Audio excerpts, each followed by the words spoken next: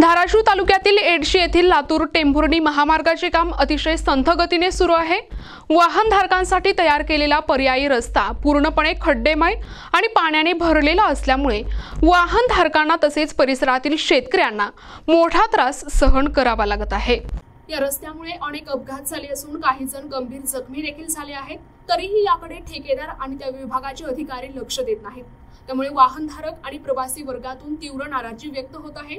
जर लवकरच या रस्त्याच्या कामाला गती मिळाली नाही तर एडशीच्या गावकऱ्यांनी तीव्र आंदोलन छेडण्याचा इशारा दिला आहे। पुणे हायवेवर एडशी गावात मागील 2 वर्षापासून या रस्त्याचं काम चालू आहे।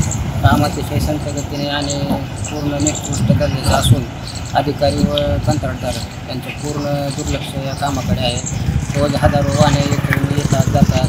गावकरी, शाळेतील लहान मुले, रस्त्यावरून शेतकरी वर्ग, शाळेतील विद्यार्थी यांची रहदारी मोठ्या प्रमाणात असून या रस्त्याचे काम लवकरात लवकर नाही झाल्यास एडशी ग्रामस्थांच्या वतीने आम्ही तीव्र आंदोलन उभे करू। प्रतिनिधी रफिक पटेल, NTV न्यूज मराठी, एडशी, धाराशिव।